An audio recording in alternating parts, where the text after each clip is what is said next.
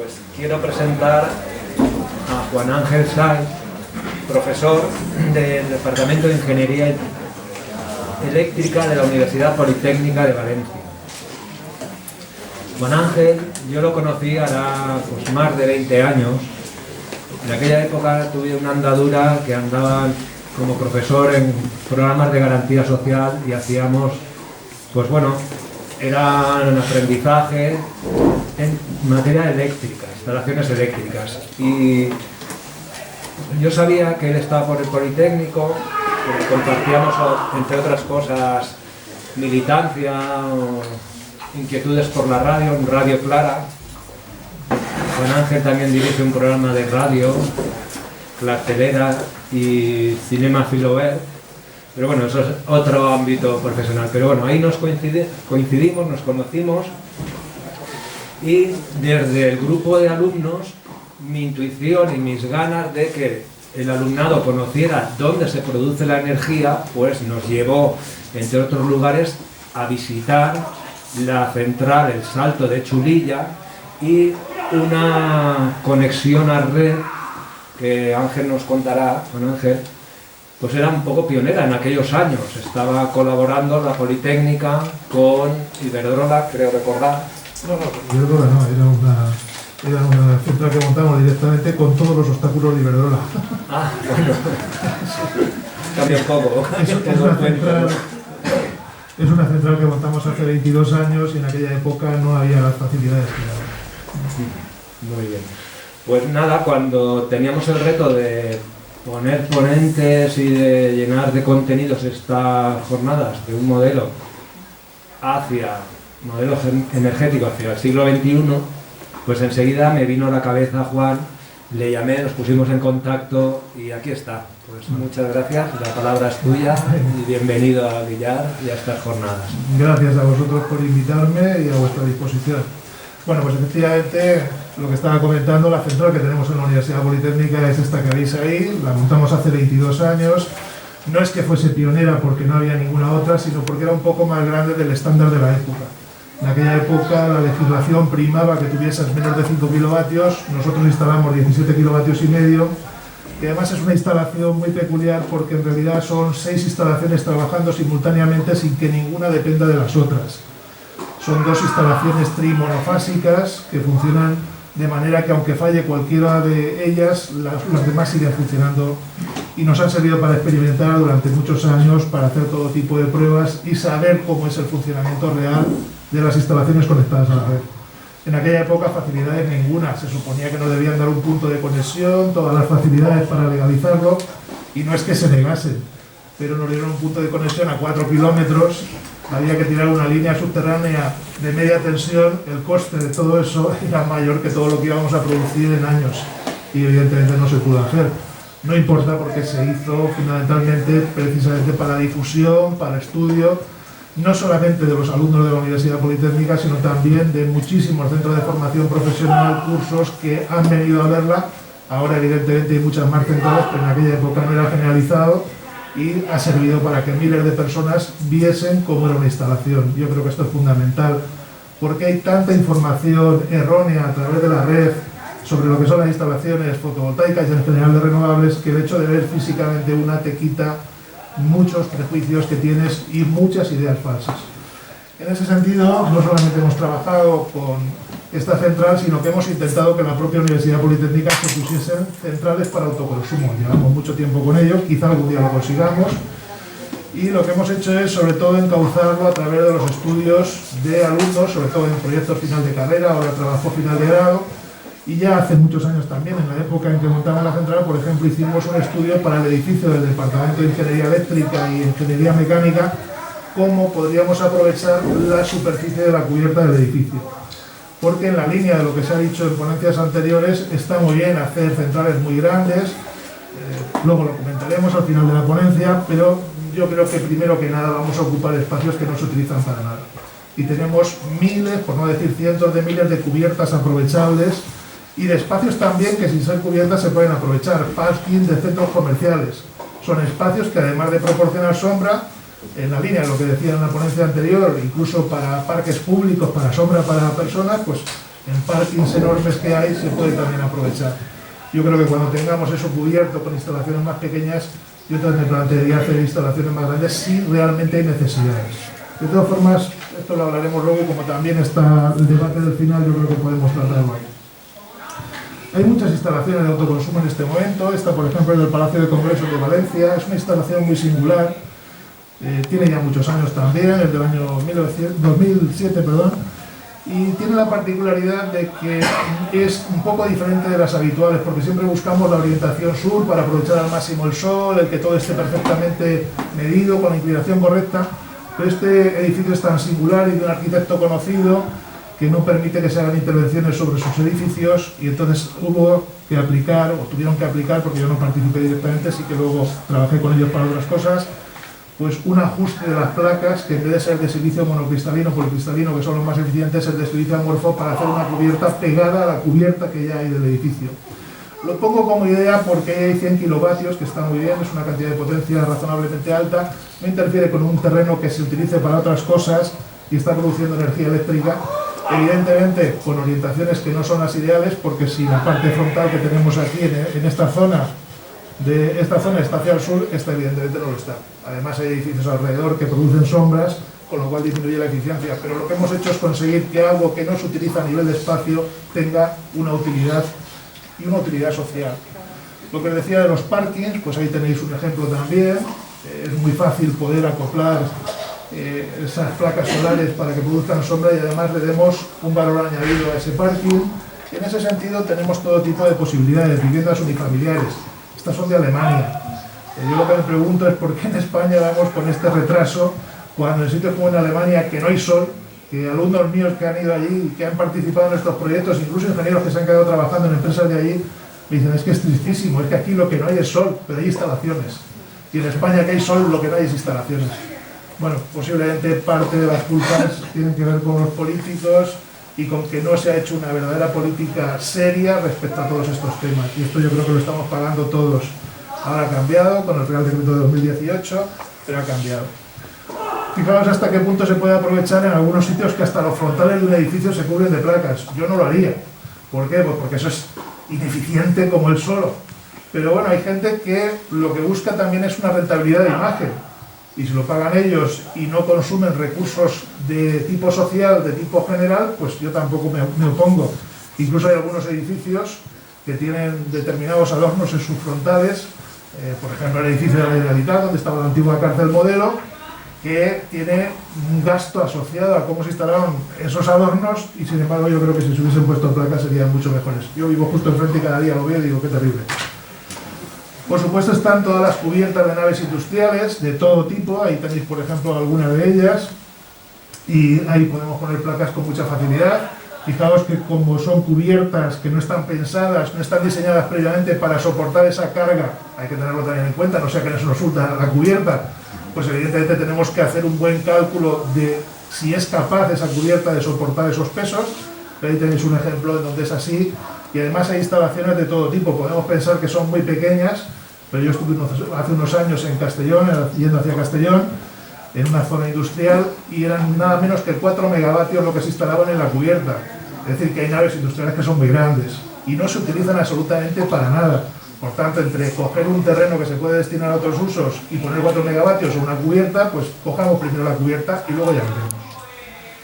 Nosotros hemos hecho muchos tipos de estudios, algunos han fructificado, otros no. Por ejemplo, este se hizo con un trabajo final de grado. Pues tenemos una cubierta industrial, la tenemos completamente despejada, no hay además sombras alrededor, podemos llenarla de placas, pues la podemos llenar de placas. ¿Qué nos da? ¿Para 52 kilovatios? Pues estupendo. No lo sacamos de otro tipo de producción energética y evidentemente ni quemamos carbón, ni quemamos gas, ni tenemos que depender de recursos exteriores. Aquí tenéis otro, un subcolegio público, pasa lo mismo. En general las cubiertas que no han sido diseñadas para este tipo de usos, pues lógicamente tienen lucernarios, tienen determinados elementos que producen sombras, hay que evitarlos y eso lleva a que evidentemente no se puedan aprovechar al máximo, pero bueno, 48 kilovatios está ya también muy bien y es una contribución al sistema general de producción energética que yo creo que vale la pena. Aquí tenéis una en la que yo participé hace muchos años, cuando la legislación era mucho más restrictiva. Esto es un edificio de la Avenida del Puerto, era una antigua fábrica de aceite. Y por lo que decía de componentes publicitarias, que también hay que valorarlas a veces cuando se hace un proyecto, cuando se hace una propuesta a una empresa o a un ayuntamiento o a alguna entidad pública.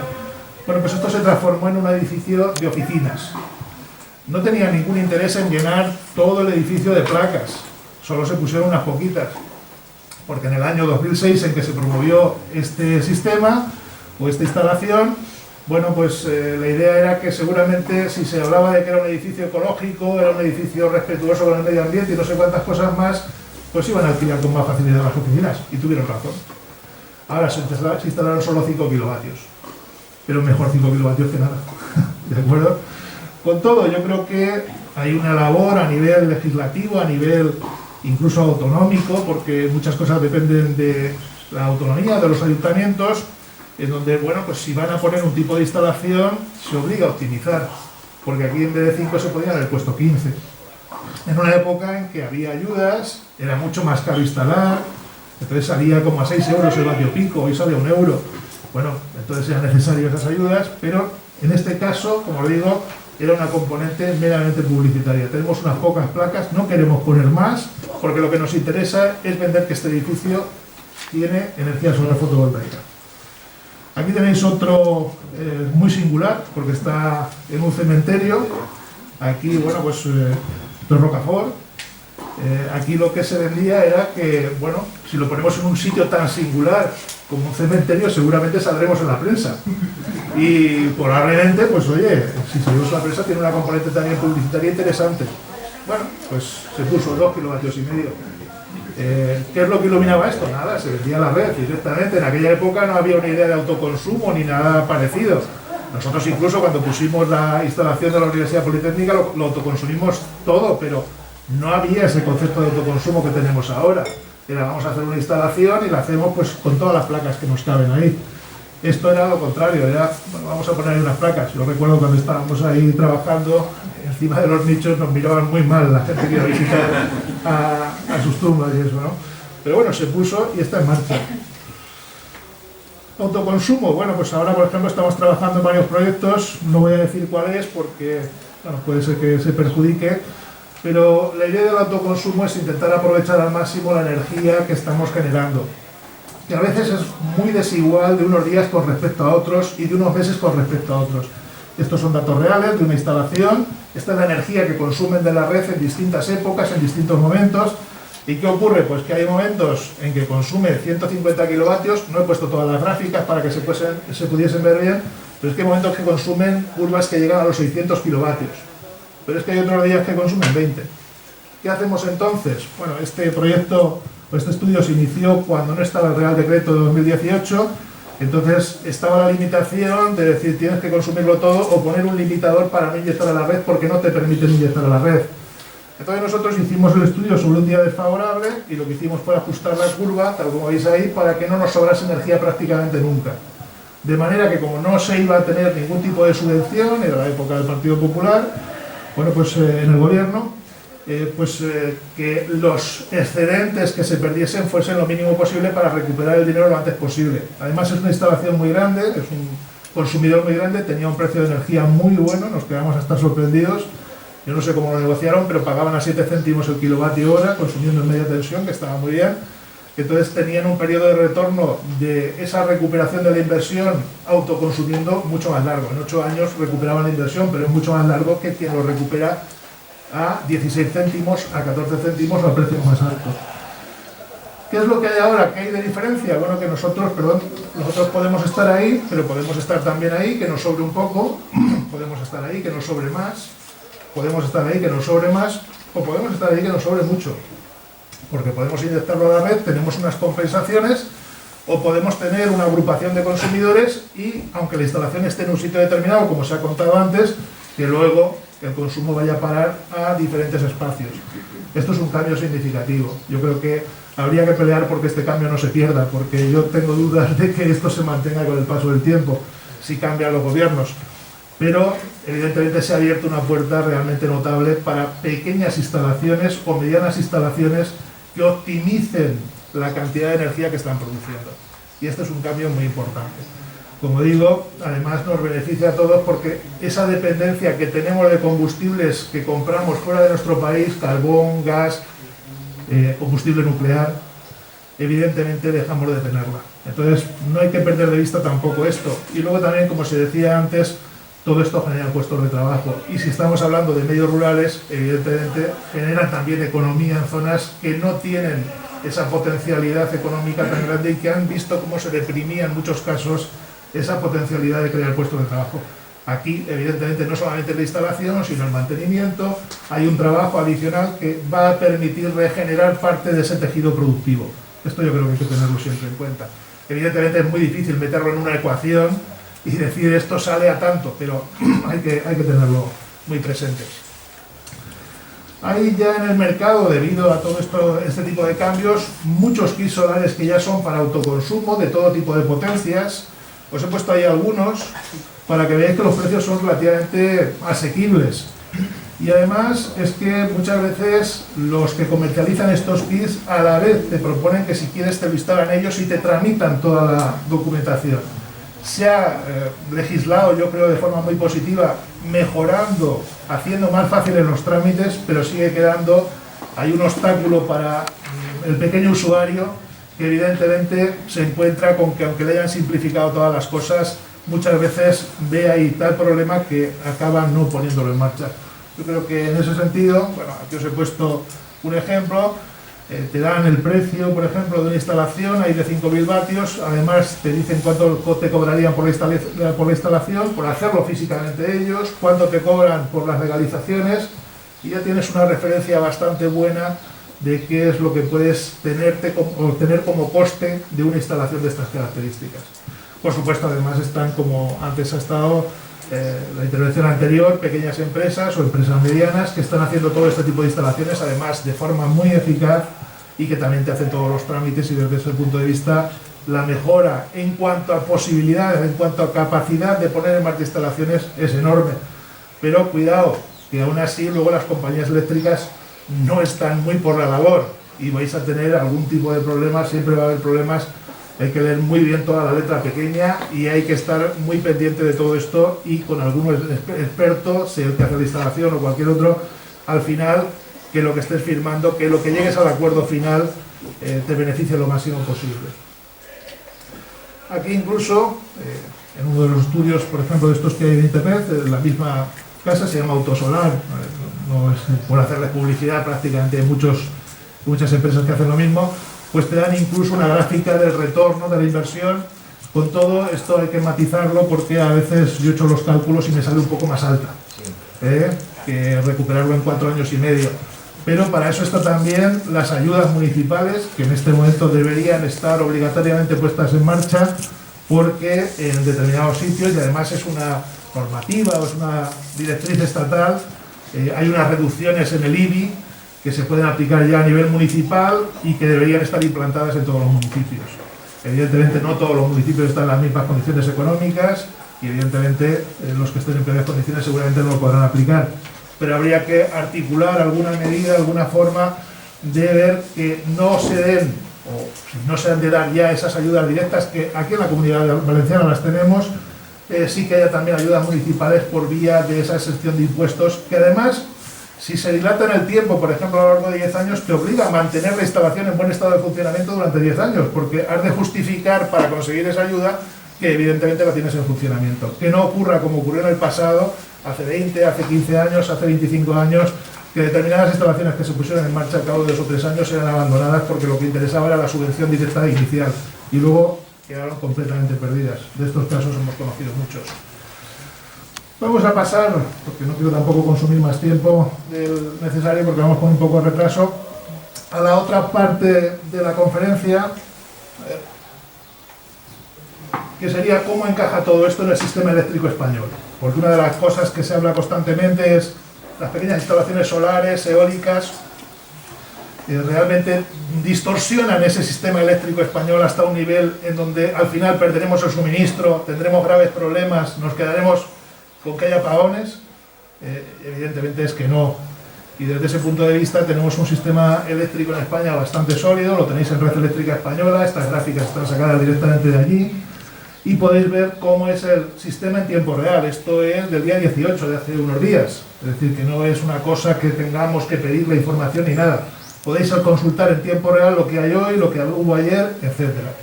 Ahí veis la aportación de las energías renovables y del resto de sistemas de producción energética. Y he cogido este día, pero podría haber sido cualquier otro, para que veamos que en esta parte central, que es la fotovoltaica, en este momento estamos produciendo con grandes centrales fundamentalmente una gran cantidad de energía. La parte verde es la eólica y luego el resto del sistema ya son no renovables, los tenéis aquí con los colores correspondientes. Por ejemplo, la nuclear está aquí, que como decían antes también, pues funciona a piñón fijo. Si tiene una potencia es esa potencia, es difícil regularla. La regulación vendrá siempre, pues en general por las centrales de ciclo combinado y luego también por la parte hidráulica en la medida en que tengamos sistemas de almacenamiento masivo tipo cortes de payas, que es quizá una de las carencias que hay ahora para regular el sistema. Pero es que hay una gran cantidad de fotovoltaica y una gran cantidad de eólica que dependen de la meteorología y no distorsionan el sistema eléctrico. Por tanto, las aportaciones que podamos hacer en el futuro, si están bien hechas, si están bien medidas, tampoco lo van a distorsionar desde mi punto de vista. Aquí tenéis otro día y es completamente diferente. ¿Por qué? Pues porque había menos sol, eólica había más o había menos, hay días en que hay poca eólica, hay días en que hay más solar. Evidentemente cada día cambia. Si la contribución no se puede hacer con otros medios, por ejemplo hidráulica, pues aquí se recurrió al carbón, que es esta franja de aquí, y a ciclo combinado. Entonces, desde ese punto de vista tenemos, yo creo que un sistema muy solvente, no hay que inventar absolutamente nada, tenemos suficiente capacidad como para absorber lo que se puede instalar en pequeñas instalaciones, que es la crítica que fundamentalmente se hace para que el sistema funcione correctamente. Y además con una gran ventaja, y es que si en este edificio yo pongo placas solares en la cubierta, descargo la línea eléctrica que venga desde Castellón o desde una gran central, porque a determinadas horas como mediodía, que es una hora punta de consumo, tengo que traer menos energía de esa gran central. Entonces, como visión global, nos beneficia a todos, al menos desde mi punto de vista. ¿Cuánta cantidad hay en este momento instalada en España en cuanto a potencia? Bueno, pues ahí lo tenéis. Eólica es la que más tenemos en este momento, 27.000 megavatios, 27 gigavatios, después ciclo combinado, después hidráulica, solar fotovoltaica estamos ya casi en 12 gigavatios, lo tenemos ahí. Y fijaos, la suma de todo eso, que es el conjunto de grandes centrales, son del orden de 110.000 megavatios. Para que veamos que el sistema es sólido, el consumo en un día corriente en este momento está en torno a 30 y tantos mil, 32, 33.000. Si tenemos 110.000 y tenemos 33.000 de consumo, tenemos bastante margen como para que aunque un día no haya eólica, podamos asumirlo, aunque un día no haya solar, cosa que va a ser raro porque lo tenemos tan distribuido, y si salen pequeñas instalaciones va a estar más distribuido, que va a ser difícil que no haya nada. Y de hecho es que tenemos aquí 26.000 de ciclo combinado, más el carbón, que poco a poco por suerte va desapareciendo, más la nuclear, pero fijaos, 7.000 de nuclear, más 26.000 de ciclo combinado, 33.000. El respaldo que se necesita ya no necesita ser otro. Ni siquiera necesitaríamos que fuese de la hidráulica, aunque también tenemos bastante capacidad hidráulica, pero evidentemente está limitado por la cantidad de agua embalsada y por la disponibilidad que haya a desembalsar. Quiero decir que con 26.000 más los 7.000 de nuclear, de momento podemos planificar hacia el futuro lo suficientemente bien como para ir eliminando ese tipo de centrales y por supuesto todas las de carbón, ir subiendo en otro tipo de instalaciones que sean más respetuosas con el medio ambiente y que el sistema funcione, pues, vamos, impecablemente. Está repartido de forma desigual por comunidades autónomas el tipo de instalaciones. Aquí esto lo tenéis también en Red Eléctrica Española. Este es el informe previo, porque tardan mucho en sacarlo cada año, de Red Eléctrica Española, pero ahí os he puesto un poco la distribución. Quizá lo que habría que hacer, como se está haciendo en otros países, tampoco sospechoso de nada, como la India, que es buscar dónde hay carencias para hacer las instalaciones, no hacer las concesiones arbitrariamente ni a lo loco, sino a ver esta zona en concreto, no ya la comunidad autónoma, sino dentro de la comunidad autónoma, determinadas zonas en concreto, tenemos ahí necesidades, aligeramos el transporte de energía eléctrica y por tanto las redes, pues ahí hacemos concesiones, no las hacemos en otros sitios. Evidentemente, aquí lo que se pone es cómo se ha incrementado o decrementado con respecto al año anterior. No se está haciendo de esa manera. Yo creo que es un tema pendiente en este momento, el que la planificación se haga de forma más rigurosa, aunque hemos avanzado también, no seamos completamente negativos. Y desde luego, lo que yo no estoy demasiado de acuerdo en que vienen directrices europeas ya desde hace años en que reforcemos los sistemas de conexión con Francia para comprarles los excedentes que tienen en Francia, porque sabéis que allí casi todo se produce con nuclear. Yo no estoy de acuerdo con que dependamos de compras exteriores. En este momento le compramos a Francia porque el mercado es global y europeo y por tanto cuando el precio es más barato en Francia, antes que poner una central nueva en marcha en España, se le compra, pero también estamos vendiendo a Portugal y a Marruecos con los sistemas de conexión que estáis viendo aquí. En ese sentido exportamos a Portugal, exportamos a Marruecos y sorprendentemente aunque exportamos tenemos que comprar en Francia porque en el conjunto nos falta. Evidentemente, ¿eso a qué se debe? A que falta planificación porque al final lo que estamos es dependiendo de un precio de mercado que se fija de una forma bastante discutible, luego lo comentaré al final.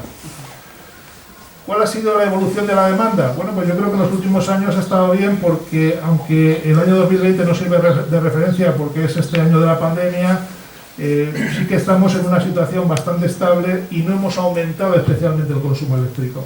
Y yo creo que la idea sería ir disminuyéndolo. Lo que se ha dicho con anterioridad también me parece razonable.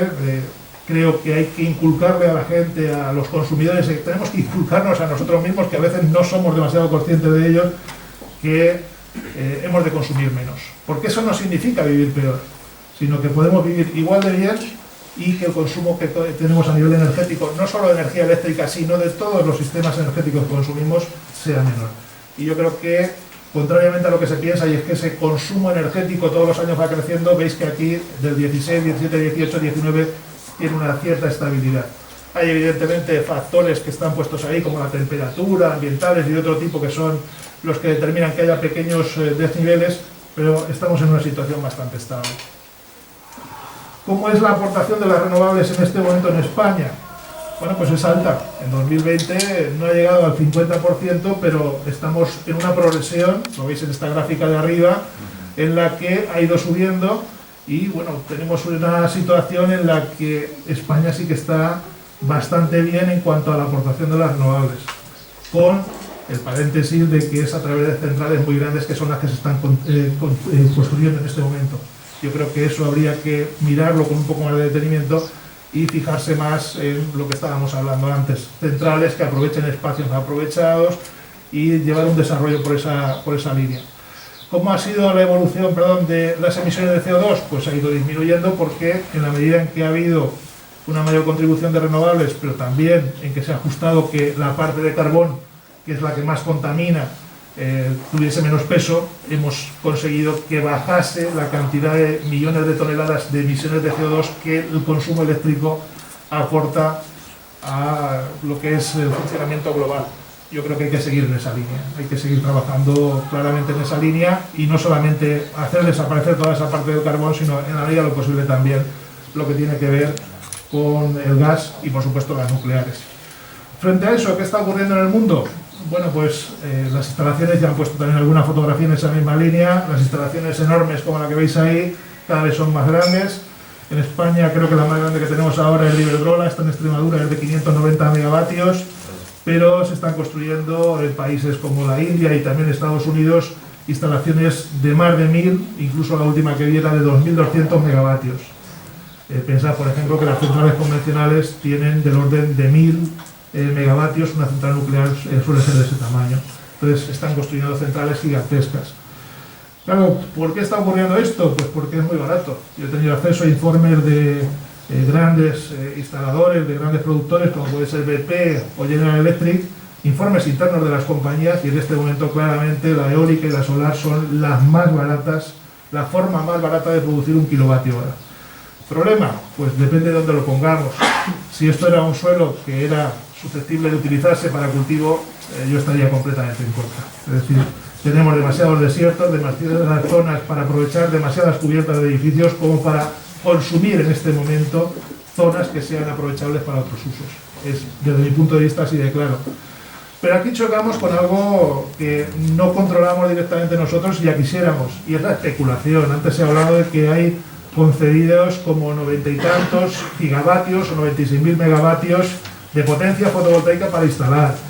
Bueno, es un dato que además es oscuro porque ni siquiera Red Eléctrica lo tiene publicado. Debería ser obligatorio que estuviese perfectamente publicado y se supiese dónde y cómo se ha concedido y a quién.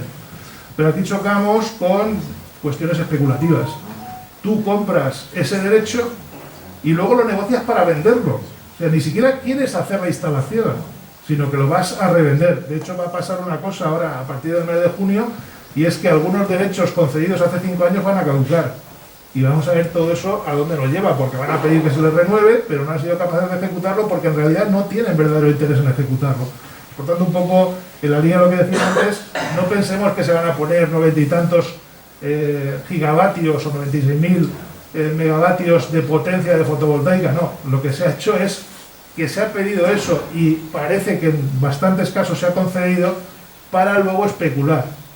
Y eso viene de la mano de fondos de inversión y de otros sitios más oscuros. El otro día alguien me decía que, bueno, que no me podía decir de dónde, pero que los cárteles de la droga mexicanos estaban por ahí. Tremendo, vamos. Si eso es cierto, tremendo. Porque habría que mirar un poco con lupa quién está promoviendo esas inversiones y a quién se lo estamos concediendo. Porque evidentemente es un peligro. ¿Qué es lo que faltaría dentro de ese sistema eléctrico para acabar un poco de redondear el que fuese más robusto todavía? Pues el no depender de una central de gas que evidentemente consume gas que no tenemos en España, y además hemos visto bastantes cuestiones desastrosas de la gestión de esa compra de gas en los últimos 20 años. Evidentemente, Cortes de Pallars, que es la fotografía que tenéis ahí, produce un impacto medioambiental enorme con la balsa esa que tiene gigantesca ahí. Yo esto lo mediría y lo pensaría bien antes de hacer las concesiones, pero a veces tenemos que pensar entre tener esto o seguir quemando gas y carbón, o seguir teniendo centrales nucleares. Yo soy más partidario de que, dado que los embalses tenemos muchos hechos, conectemos unos embalses con otros. Y en ese sentido hay una tubería, de manera que cuando tenemos excedentes energéticos, que si retrocedemos aquí vamos a tener seguramente excedentes, y muchas veces esos excedentes se pagan simplemente con parar equipos eólicos, porque esos son los más fáciles de parar, y no desembalsar más agua. Fijaos como aquí hay un pico de desembalse y luego baja en toda esta zona porque tenemos demasiada parte de producción fotovoltaica. Bueno, pues yo sería un poco más partidario de que esos excedentes pudiésemos canalizarlos con un sistema de bombeo, de manera que subimos agua hacia arriba, dado que los embalses están hechos mediante una tubería, y cuando necesitemos en horas punta, por ejemplo por la noche, a las 8, a las 9, a las 10 de la noche, que hay otra hora punta de consumo, podamos desembalsarla. Consumo de recursos de agua cero, porque lo hemos subido y lo hemos bajado. Y, digamos, impacto medioambiental relativamente cero, porque ya está realizado, puesto que el embalse está construido. Con todo, si en algún caso se puede realizar alguna instalación de este estilo haciendo un buen estudio antes de hacer la concesión, tampoco lo descartaría, porque fijaos que solo ese embalse de Cortes nos proporciona una potencia de 1760. Es decir, nosotros a mediodía podemos bajar agua desde ahí arriba, pasar por aquí para producir energía eléctrica por un valor de 1760 megavatios. Esto es mucho, porque es que estamos consumiendo 33.000 en toda España. Y solo una central nos puede proporcionar un pico para esas diferencias entre unas horas y otras, que además es instantáneo. Abro más la compuerta, se produce más. Por tanto, es un sistema de regulación que interesa. Si esto nos permite que nos olvidemos de las centrales nucleares, de las de carbón y de las de gas, evidentemente yo creo que hemos avanzado bastante. Aquí tenéis un esquema de cómo son esas centrales de bombeo. Pueden ser de muchos tipos, incluso en algún caso que tiene disponibilidad donde está el pantano, pues se ha hecho una balsa gigante, o se puede hacer una balsa gigante, que creo que eso no se ejecutó el proyecto que yo tengo en mente ahora, en la parte de abajo de donde se desembalsa, se deja caer esa balsa y luego se vuelve a elevar al pantano. Es decir, que posibilidades, sin que haya un gran impacto ambiental, hay muchas. Ahí tenéis Canfranc, que es otro de los que hay en España, de los más conocidos, y que también tiene un sistema muy parecido. Y un poco para terminar, voy un poco rápido, lo sé, pero quiero apurar, luego discutimos lo que queráis o comentamos en la mesa. Yo creo que lo que hay que descartar es reales decretos como este de aquí, que fue uno de los primeros de José María Aznar, y me voy a permitir criticarlo sin ningún tipo de paliativo, porque decía verdaderas atrocidades. Y es el que nos ha llevado a la situación que tenemos ahora, con precios desmesurados de la energía, con un sistema de subastas que es absolutamente absurdo, porque no se subasta nada, está todo amañado, y que decía que para garantizar el suministro eléctrico lo que querían era, con este Real Decreto, que ese suministro estuviese garantizado y además con el menor coste posible. Nada que objetar, pero decía que se realizaba esta ley con el convencimiento de que eso no requería una intervención del Estado, que el sistema se regula solo. No, el sistema no se regula solo. Son compañías muy grandes que además tienen una capacidad de influencia sobre los políticos enormes. Yo me pregunto si algunos ministros y exministros o directores generales estaban pensando en el bien común o en si luego me iban a contratar y me iban a poner de consejero de una eléctrica. Entonces esa diferencia hace que yo me incline más, en algunos casos, en bastantes casos, por pensar en lo segundo y que el bien común se ha olvidado completamente. Desde ese punto de vista, el Real Decreto decía, se abandona la noción de servicio público del consumo eléctrico. No, es un servicio público. Yo no tengo alternativa. Como decían antes, no me puedo poner en mi casa una central nuclear pequeñita, ni quiero, aparte de todo. Entonces, desde ese punto de vista, es un servicio público, debe garantizarse de forma ecuánime y que además permita que las personas que tengan menos acceso a ese suministro eléctrico, que estén en peores condiciones, lo tengan garantizado, incluso a coste cero.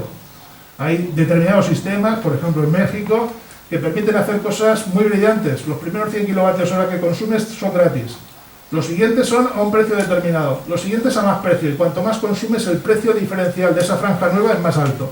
Si tú consumes 1000 kilovatios hora en tu casa, los primeros 100 te siguen costando a cero. Pero los últimos te cuestan, no pongamos ya ni a 16 céntimos, que te cuesten a 1 euro el kilovatio hora.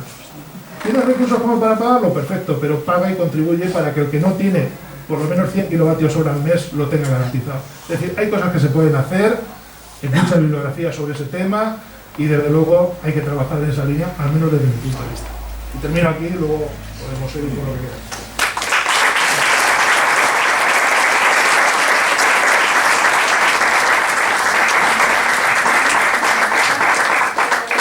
A retomar un poco las palabras, preguntas, aportaciones.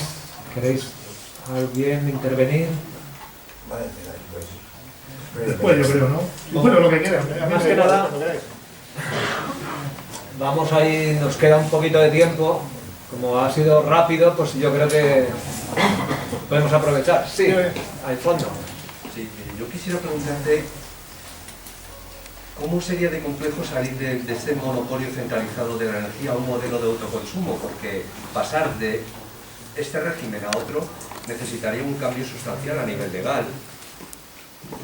Bueno, yo creo que no, que a nivel legal precisamente las herramientas están ya y cada vez vamos teniendo más herramientas. Autoconsumo. Bueno, tenemos que diferenciar. ¿Quieres ser autoconsumidor aislado de la red? ¿O quieres ser un autoconsumidor que la red te respalde? Son dos cosas diferentes. Yo creo que el modelo es estar conectado a la red, porque si no vamos a tener que hacer un gasto en baterías que en este momento son caras y aparte luego producen un tratamiento cuando dejan de tener vida útil complicado.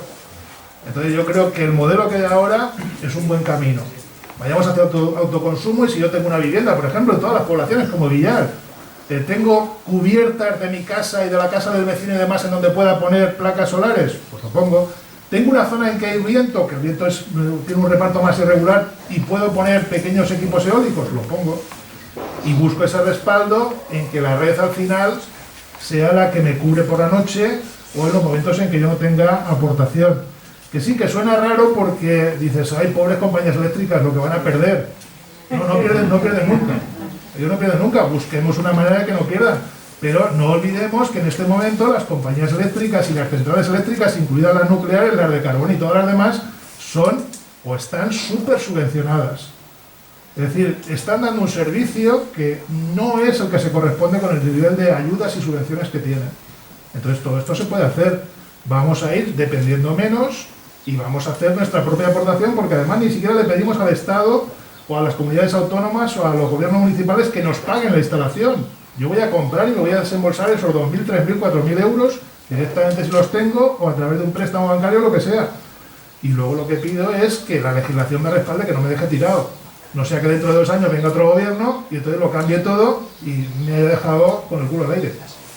Creo que esa es la situación, tal como yo la veo. A ver. Sí, ¿tú crees posible, al hilo de la pregunta de antes, que las grandes eléctricas, si este tipo de modelo se va implantando más, pierdan poder o incluso alguna pueda llegar a desaparecer? Es una pregunta un poco así, pero... Yo creo que no. Yo creo que desaparecer no, porque tienen todo el poder. Mandan más que los políticos. Yo lo veo clarísimo. Y de hecho, son listos también. Fíjate, tú entras en la página de Iberdrola, por citar una, no me caen peor que los demás. y ves que ya ellos te ofrecen desconectarte de la red si quieres o instalarte la instalación de autoconsumo. A mí me ha venido Iberdrola a casa a venderme eso. Claro, entonces ellos se dan cuenta de que esto está cambiando. Lo que pasa es que seguramente si nos apoyamos en empresas más pequeñas, seguramente ganaremos más. Pero las empresas grandes se han dado cuenta de que su modelo de negocio tiene que cambiar, porque esto es imparable, porque es una cuestión de precio. Vale. Es que en este momento es muy barato, pero desaparecer yo no creo que desaparezca, ¿eh? Vale, y al hilo de lo mismo, ¿cómo crees que hay algún mecanismo que pueda preservar la legislación actual o mejorarla a pesar de los cambios de gobierno? Pues en eso es lo que yo tengo dudas, porque hemos visto tantas cosas a lo largo de los últimos 20 años que no me fío. No me fío porque me hacen reales decretos como ese que es del 97, diciéndome que me lo van a mejorar todo, y lo que supuso fue un palo enorme y una subida constante del precio de la energía. Entonces la energía valía o costaba 9 céntimos y luego subió hasta los 17. Luego, para parecer que no subía, en un mes de agosto, creo que fue en 2014, cambiaron los parámetros de cómo se cobraba y te cobraban más por la parte de potencia instalada o potencia contratada y menos por la parte de potencia consumida. Y resulta que aunque no consumiese pagaban más. Y ahora no solamente se mantiene el precio de la potencia contratada, sino que hemos vuelto a subir a 16-17 céntimos. Yo pago 17 céntimos otra vez, pero claro, mi recibo es más o menos del mismo consumo, pero pago mucho más. Entonces, claro, yo no me fío, no tengo confianza en que vayan a hacernos caso. Tenemos también el poder como ciudadanos para votar a quien haga falta. Falta información, quiero. Hay dos palabras, pero van a ser muy breves porque me he dado cuenta que he dado mal yo la hora, pensando que tenemos tiempo, pero sigue sonando brevemente. Simplemente es que le das un mapa de dónde están instaladas las grandes zonas de fotovoltaicas de la Comunidad Valenciana o de Valencia. ¿Valencia? Sí. Muy pocas. Bueno, entonces, yo creo, me imagino que estará instaladas en zonas que las hayan dejado tan olvidadas que por cualquier chavo se venden.